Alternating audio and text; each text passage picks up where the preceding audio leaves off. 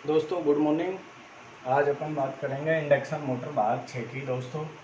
और अपन induction motor भाग 6 में पढ़ेंगे इंडक्शन मोटर का टॉर्क। इंडक्शन मोटर का जो टॉर्क होता है, स्टार्टिंग रनिंग टॉर्क को अपन घुमावबल कहते हैं, इसके बारे में अपन बात करेंगे दोस्तों आज इंडक्शन मोटर भाग 6। अगर आपको ये वीडियो पसंद आए तो आप पीसी इलेक्ट्रिकल चैनल को सब्सक्राइब, लाइक, शेयर करना नहीं भूलें दोस्तों। ये रिक्वेस्ट है छोटी सी दोस्तों आपके भाई की। अब देखो इंडक्शन मोटर भाग 6 में अपन आज पढ़ेंगे टॉर्क। तो टॉर्क क्या होता है दोस्तों? टॉर्क के बारे में बात करने वाले हैं। टॉर्क से अपन घुमावबल भी कहते हैं। तो इंडक्शन मोटर एसी मोटर है, तो एसी मोटर या कोई भी मोटर या मशीन में टॉर्क क्या होता है? मोटर का जो शाफ्ट होता है उस शाफ्ट को अपने अक्ष पर घुमाने वाला बल। किसी मशीन को या मोटर को अपने अक्ष पर घुमाने वाले बल को टॉर्क कहते हैं। तो टॉर्क क्या है? किसी भी मशीन को अपने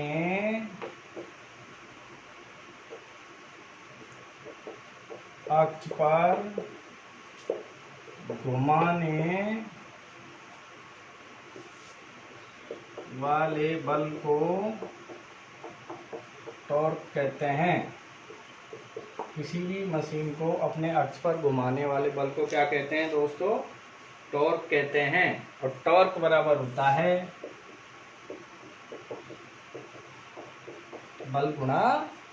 बल गुणा शाफ्ट की त्रिज्या। शाफ्ट की त्रिज्या, जैसे ये अपना शाफ्ट है, ये शाफ्ट की यहाँ से यहाँ तक रेडियस आर है। इस रेडियस आर पे इस शाफ्ट को घुमाने के लिए, इस अक्ष पर इस शाफ्ट को घुमाने के लिए जो बल लग रहा है वो एफ है। तो बल गुणा शाफ्ट की त्रिज्या, एफ इंटू आर। टॉर्क बराबर क्या होगा? F into are.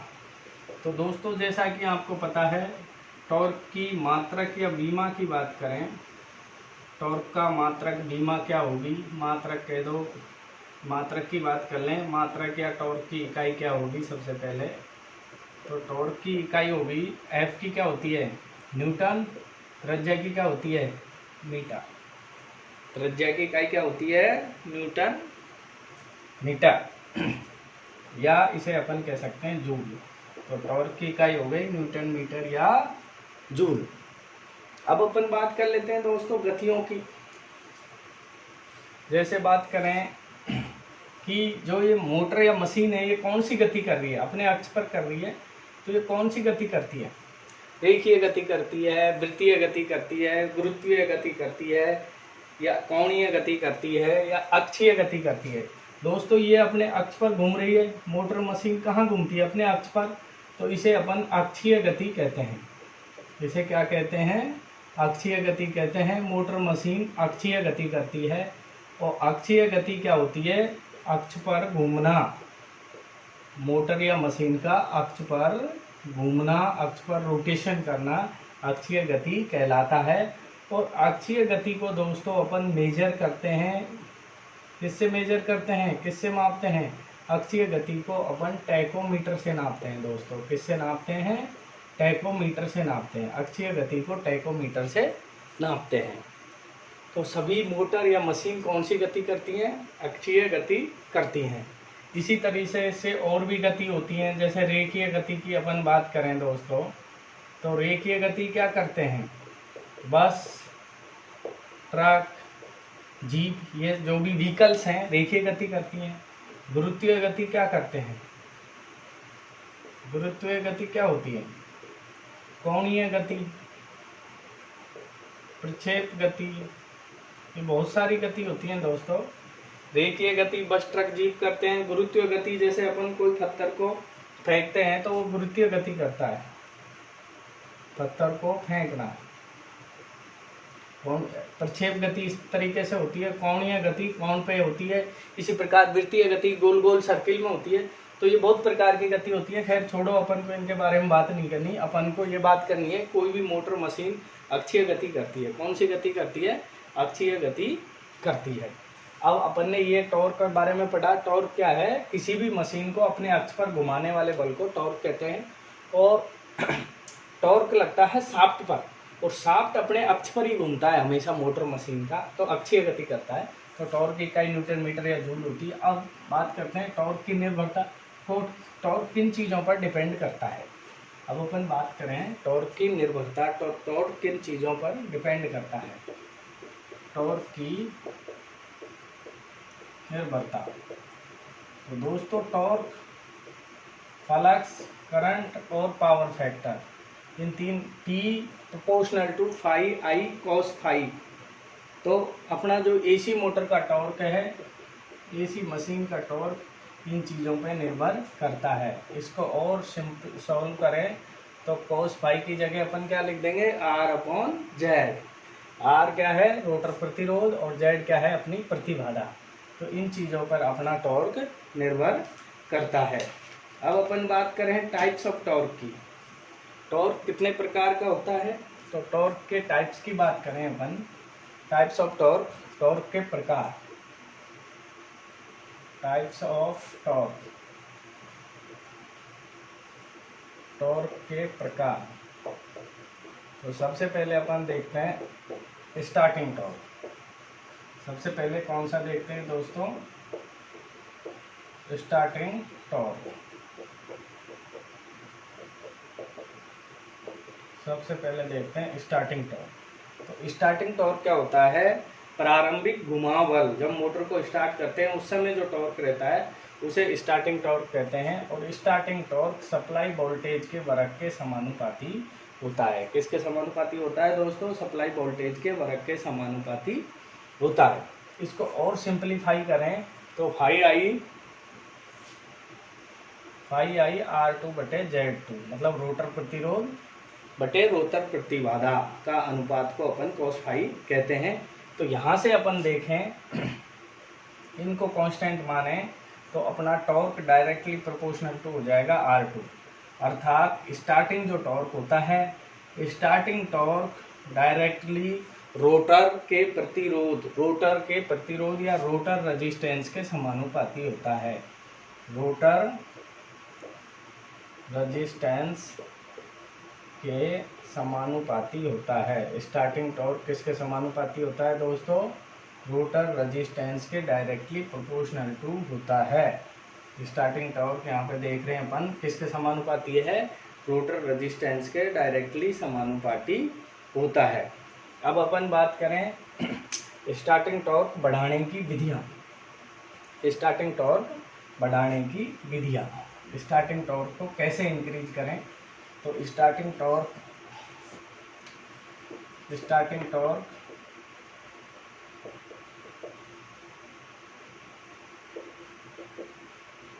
बढ़ाना। तो स्टार्टिंग टॉर्क अपन स्क्विरल केज इंडक्शन मोटर की बात करें तो इसमें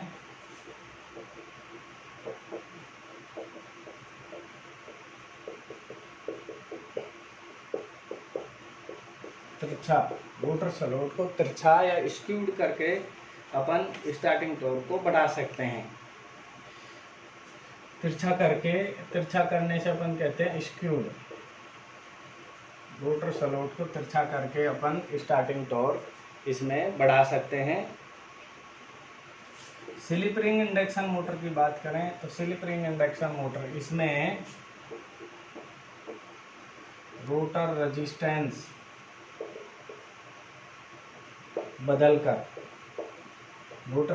बदलकर अर्थात starting torque directly proportional to है रोटर प्रतिरोध के।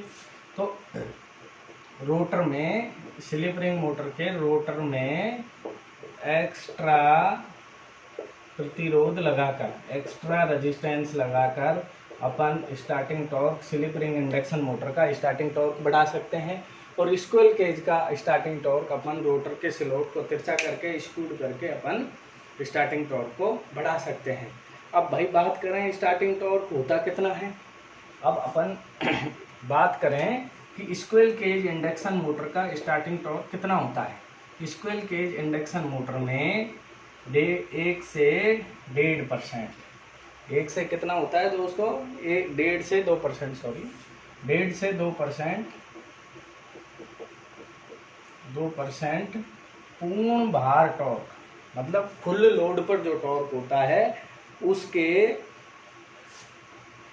1.5 से 2% होता है पूर्ण लोड टॉर्क के। स्टार्टिंग टॉर्क जो होता है, बात करें अपन दोस्तों स्टार्टिंग टॉर्क की, तो स्क्विरल केज इंडक्शन मोटर का जो स्टार्टिंग टॉर्क होता है वो 1.5 से 2% होता है पूर्ण लोड टॉर्क के। अर्थात 1.5 से 2% है तो क्या है, ये कम है। अर्थात स्क्विरल केज इंडक्शन मोटर का स्टार्टिंग टॉर्क क्या है, कम है दोस्तों। क्योंकि 1.5 से 2% है इसलिए अपन इसको क्या मानेंगे, कम मानेंगे।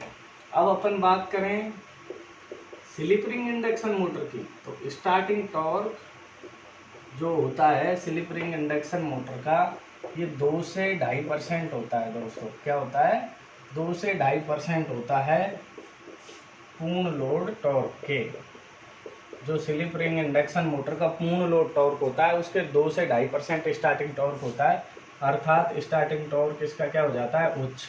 तो दोस्तों कई बार पूछा जाता है स्टार्टिंग टॉर्क किस इंडक्शन या किस प्रेरण मोटर का उच्च होता है, तो स्लिप रिंग का उच्च होता है। गिलहरी पिंजरा स्क्विरल केज का निम्न होता है स्टार्टिंग टॉर्क 1.5 से 2% ही होता है दोस्तों, कम होता है। अब अपन आगे बात करें स्टार्टिंग टॉर्क से रिलेटेड कई बार कुछ न्यूमेरिकल पूछे जाते हैं।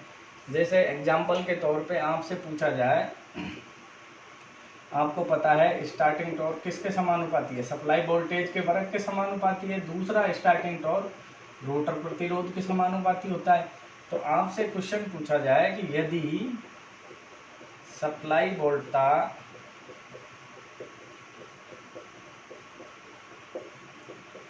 5%, यदि सप्लाई वोल्टा को 5% घटा दिया जाए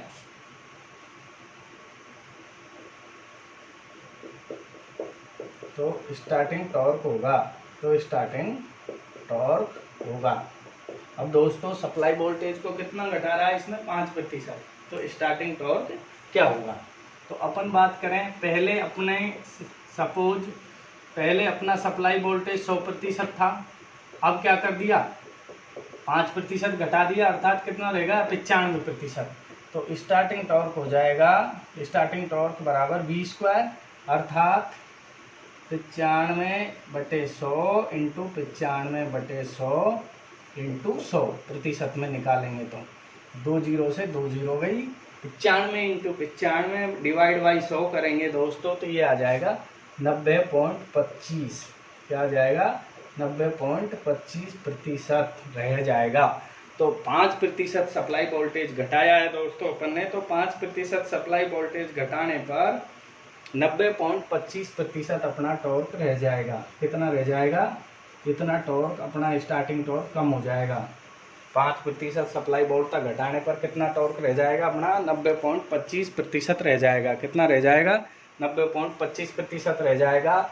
अब अपन बात करें कि स्टार्टिंग टॉर्क में कमी कितनी आई, तो दोस्तों 100 माइनस 90.25 करेंगे तो क्या आएगा, 100 माइनस 90.25 करेंगे तो अपना आ जाएगा 9.75।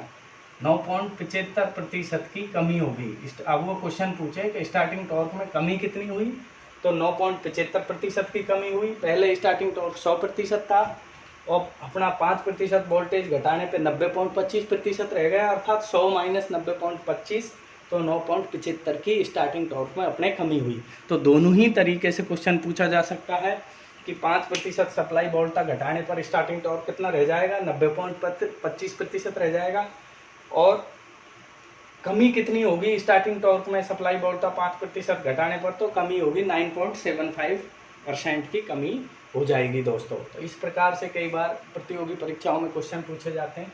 एक न्यूमेरिकल और देखते हैं स्टार्टिंग टॉर्क से रिलेटेड दोस्तों।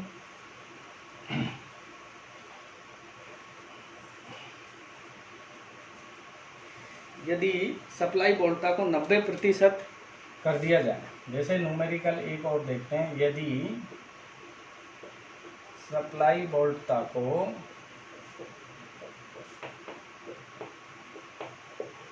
90% कर दिया जाए तो स्टार्टिंग टॉर्क होगा। स्टार्टिंग टॉर्क की गणना करो, या स्टार्टिंग टॉर्क होगा या स्टार्टिंग टॉर्क में कमी कितनी आएगी या स्टार्टिंग टॉर्क रह जाएगा, दोनों ही चीज़ें हैं दोस्तों। तो यहाँ पे अपन बात करें वही सप्लाई वोल्टा के वर्ग के समानुपाती होता है। तो 90/100 इंटू 90/100 इंटू 100% हम बात करें तो 100 से 100 कट गए, 90 2 जीरो से 2 जीरो गई, 90 81% रह जाएगा। तो स्टार्टिंग टॉर्क कितना रह जाएगा, 81% रह जाएगा दोस्तों। 90 81 होता है, तो स्टार्टिंग टॉर्क 81% रह जाएगा। अर्थात घटेगा कितना, अर्थात 100 माइनस 81 करेंगे तो क्या बच रहा है 19, अर्थात 19% घट जाएगा। तो दोस्तों इस प्रकार से भी स्टार्टिंग टॉर्क से संबंधित प्रश्न पूछा जा सकता है। तो ये दोनों ही क्वेश्चन प्रतियोगी परीक्षा के हिसाब से महत्वपूर्ण है। क्वेश्चन आपसे वैसे भी पूछे जा सकता है, क्वेश्चन इस तरीके से भी आपसे पूछा जा सकता है। अब अपन बात करते हैं दोस्तों रनिंग टॉर्क की। अब अपन बात करते हैं रनिंग टॉर्क की। तो रनिंग टॉर्क की बात करते हैं, वीडियो बहुत लंबी हो जाएगी, न्यूमेरिकल अपन अलग से डालते हैं हर टॉपिक वाइज। रनिंग टॉर्क,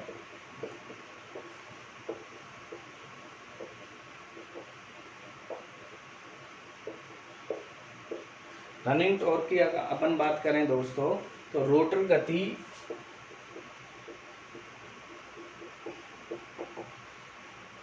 यांत्रिक रोटर गति कितने यांत्रिक पावर के बराबर होती है, ये देखते हैं अपन। तो रोटर किस गति से रोटेशन करता है अपने अक्ष पर, 2πNr इंटू टी। और यांत्रिक पावर क्या होती है, ब्रेक हॉर्स पावर इंटू 735.5। तो यहाँ से रनिंग टॉर्क निकालेंगे टी बराबर, तो BHP break horse power into 735.5 upon 2πNr। तो ये अपना रनिंग टॉर्क हो जाएगा दोस्तों, ये अपना क्या हो जाएगा, रनिंग टॉर्क हो जाएगा। अब रनिंग टॉर्क में भी अपन से कई बार पूछा जाता है कि मैक्सिमम टॉर्क कब होगा, इसमें भी अपन से पूछा जाता है कि मैक्सिमम टॉर्क की क्या शर्त है। तो मैक्सिमम टॉर्क कब होगा, पुल इन टॉर्क क्या होता है, पुल आउट टॉर्क क्या होता है, ये ऐसे भी कई बार पूछ लिया जाता है, पुल इन और पुल आउट। तो दोस्तों पुल इन टॉर्क की बात करें, कर्षण टॉर्क कहते हैं।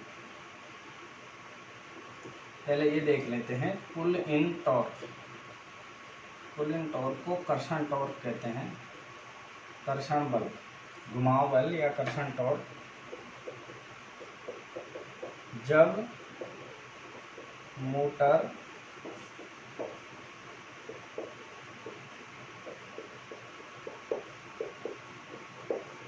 मोटर सिंक्रोनस गति करती है दोस्तों, तो उसे अपन पुल इन टॉर्क कहते हैं। जब अपनी मोटर सिंक्रोनस गति करती है तो उसे पुल इन टॉर्क कहते हैं। और पुल आउट जो टॉर्क होता है, pull out torque, pull out torque से अपन विकर्षण टॉर्क कहते हैं दोस्तों। क्या कहते हैं, विकर्षण टॉर्क कहते हैं। तो विकर्षण टॉर्क क्या होता है कि मोटर के रुकने से पहले का अधिकतम जो टॉर्क होता है उसे पुल आउट टॉर्क कहते हैं। मोटर के रुकने से पहले का अधिकतम टॉर्क, जब मोटर अपनी स्टॉप की तरफ जा रही है, तो जब जैसे ही अपन ने मोटर का स्टॉप बटन पुश किया तो मोटर रुकने की तरफ जाएगी, रुकने की कोशिश करेगी। तो जब वो रुकने की कोशिश करती है उससे पहले उस पर जो अधिकतम टॉर्क था उसे ही अपन पुल आउट टॉर्क कहते हैं दोस्तों। मोटर के रुकने से पहले का जो अधिकतम टॉर्क होता है उसे अपन पुल आउट टॉर्क कहते हैं। अब आगे अपन बात करें दोस्तों मैक्सिमम टॉर्क की। आगे अपन बात करते हैं मैक्सिमम टॉर्क की।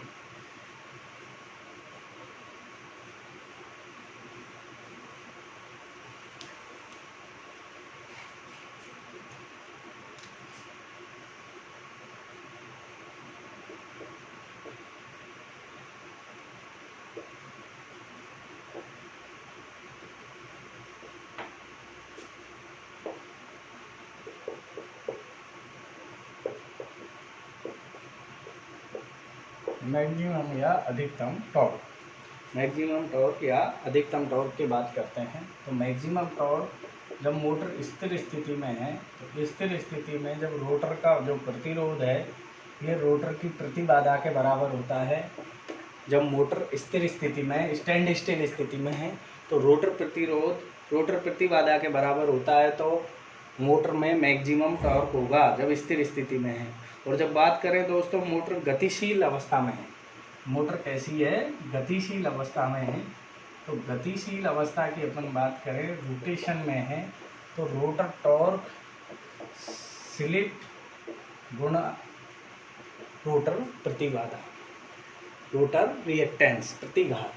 जब R2 बराबर स्लिप इंटू रोटर प्रतिघात होगा तब अपना रोटर प्रतिरोध स्लिप गुणा रोटर प्रतिघात के बराबर होगा, तो ही अपनी मोटर गतिशील अवस्था में उच्चतम टॉर्क पर कार्य करेगी। चल स्थिति में अधिकतम टॉर्क कब होगा, ये तो है चल स्थिति, जैसे डीएमआरसी में एक क्वेश्चन पूछा गया था, डीएमआरसी में चल स्थिति में अधिकतम टॉर्क होगा, चल स्थिति में अधिकतम टॉर्क होगा। तो चल स्थिति में अधिकतम टॉर्क कब होगा दोस्तों, चल स्थिति में अधिकतम टॉर्क कब होगा, जब रोटर का प्रतिरोध स्लिप और प्रतिघात के स्लिप गुणा प्रतिघात के योग के बराबर होगा। जब रोटर का प्रतिरोध अपना क्या होगा, स्लिप गुणा प्रतिघात के योग के बराबर होगा, तो अपना चल स्थिति में अधिकतम टॉर्क होगा। और स्थिर स्थिति की बात करें तो जब मोटर का प्रतिघात और प्रतिरोध रोटर का प्रतिरोध और प्रतिघात बराबर होगा तो टॉर्क मोटर में अधिकतम होगा दोस्तों। क्या होगा, टॉर्क अधिकतम होगा। तो अपन अब बात करते हैं अधिकतम टॉर्क पर प्रतिबाधा क्या है। अधिकतम टॉर्क पर प्रतिबाधा क्या होती है इसकी बात करते हैं।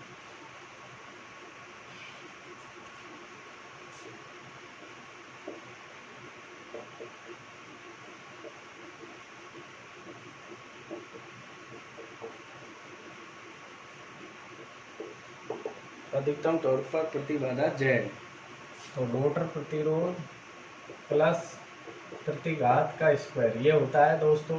तो आपको पता है R2 बराबर क्या है, यहाँ पे X2 रोटर प्रतिरोध प्रतिघात के बराबर है, तो ये हो जाएगा R2 का स्क्वायर प्लस R2 का स्क्वायर अंडर रूट, तो ये हो जाएगा अंडर रूट 2R2, ये 2R2 हो जाएगा, अंडर रूट 2R2 हो जाएगा दोस्तों। 2R2 का स्क्वायर का अंडर रूट होगा तो R2 का तो स्क्वायर है तो अंडर रूट हट जाएगा 2R2, तो अधिकतम टॉर्क पर प्रतिबाधा हो जाएगी अंडर रूट 2R2। अधिकतम टॉर्क पर करंट ज्ञात करें, करंट अधिकतम टॉर्क पर करंट होगा V/Z, I बराबर V/Z। तो V क्या है अपना सप्लाई वोल्टेज और Z क्या है अंडर रूट 2R2। तो ये अब मैक्सिमम टॉर्क पर करंट हो गया। अब मैक्सिमम टॉर्क पर पावर फैक्टर की बात करें तो पावर फैक्टर cos फाई क्या होता है दोस्तों, cos फाई अपना हो जाएगा R/Z, क्या हो जाएगा R/Z, रोटर प्रतिरोध बटे रोटर प्रतिबाधा। रोटर प्रतिरोध R2 है और रोटर प्रतिबाधा क्या हो जाएगी दोस्तों अंडर रूट 2R2, R2 से R2 कट गया तो ये हो जाएगी 1/√2 अर्थात 0.707 लैगिंग। अपना अधिकतम टॉर्क पर पावर फैक्टर क्या हो जाएगा दोस्तों, अधिकतम टॉर्क पर पावर फैक्टर हो जाएगा 0.707 लैगिंग। ठीक है दोस्तों, अब अपन मैक्सिमम टॉर्क पे एक न्यूमेरिकल कर लेते हैं छोटा सा। अभी अपने पास टाइम है, वीडियो 30 मिनट से कम है, तो एक छोटा सा न्यूमेरिकल देख लें दोस्तों। मैक्सिमम टॉर्क पे रोटर का रोटर प्रतिरोध R2 बराबर 1 ओम है, रोटर प्रतिघात 2 ओम है, X2 बराबर क्या है 2 ओम है। तो अधिकतम टॉर्क पर आवश्यक प्रतिरोध की गणना करें।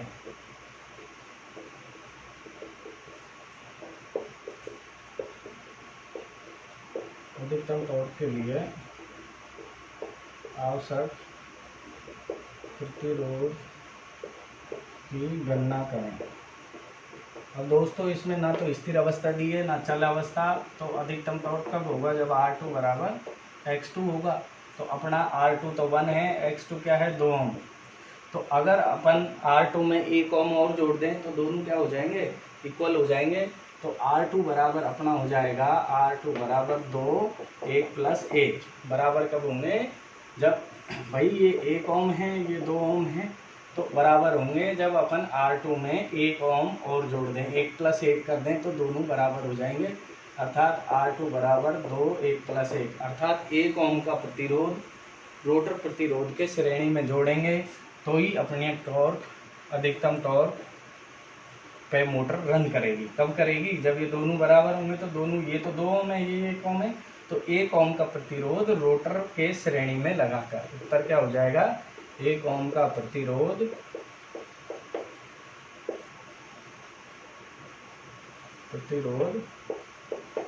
रोटर के श्रेणी में